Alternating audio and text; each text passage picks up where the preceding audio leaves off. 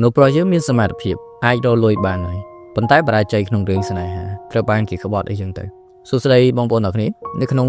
វីដេអូ podcast មួយនេះខ្ញុំនឹងលើកយករឿងមួយដែលលេបចូលវិបាកខ្ជាក់ចេញវិបាកមនុស្សប្រុសយើងខ្លះខំប្រឹងរលួយ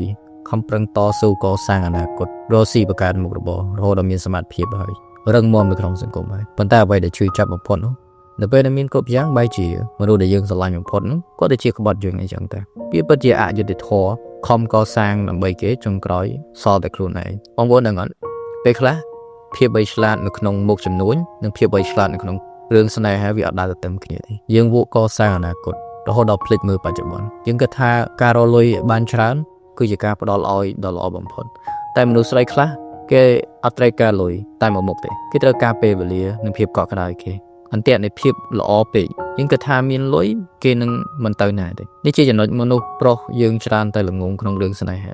ហាមិនមែនជាការដោះដូរពាណិជ្ជកម្មទេទោះបីយើងមានលុយ$10 លានក៏ដោយគាត់អាចទិញភាពស្មោះត្រង់ពីមនុស្សដែលស្គាល់ពីតម្លៃរបស់យើងបានដែរបងប្អូនកំពុងតែត្រូវបានគេក្បត់ទាំងដែលមានសមត្ថភាពពេញខ្លួនកុំអាលអស់សង្ឃឹមនេះជាពេលដែលត្រូវរៀនសូត្រអ្វីដែលថ្មីបំផុតមេរៀនទី1ការក្បត់របស់គេប្រាប់យើងថាលុយទិញមនុស្សបានតែទិញបេះដូងមិនបានទេវាបង្រៀនឲ្យយើងចេះមើលមនុស្សឲ្យស៊ីជម្រៅជាងមុនមេរៀនទី2បើគេក្បត់យើងនៅពេលដែលយើងមានសមត្ថភាពវាប្រសើរជាងគេក្បត់យើងនៅពេលដែលយើងអត់អីសោះចឹងហើយណាយើងនៅសល់ដើមទុនសល់សមត្ថភាពដើម្បីរស់ឲ្យមានមោទនភាពកុំខឹងខ្លួនឯងដែលល្ងងរឿងស្នេហាមនុស្សប្រុសដែលរលួយបានគឺជាមនុស្សដែលមានវិន័យនិងការតាំងចិត្តខ្ពស់យកថាមពលនៃការឈឺចាប់នឹងមកធ្វើជាការវិនិយោគលើខ្លួនឯងពង្រឹងខ្លួនឯងកុំមិនទៀបទៅអង្វរអ្នកដែលគេក្បត់យើងមនុស្សប្រុសមានតម្លៃបំផុតនៅពេលដែលគេរឹងមាំនិងមានកិត្តិយសរៀនមើលមនុស្សឲ្យបានច្បាស់ emotional intelligence លើកក្រោយគុំជ្រើសរើសមនុស្សដែលស្រឡាញ់យើងព្រោះតែលទ្ធផលដែលយើងរកបាន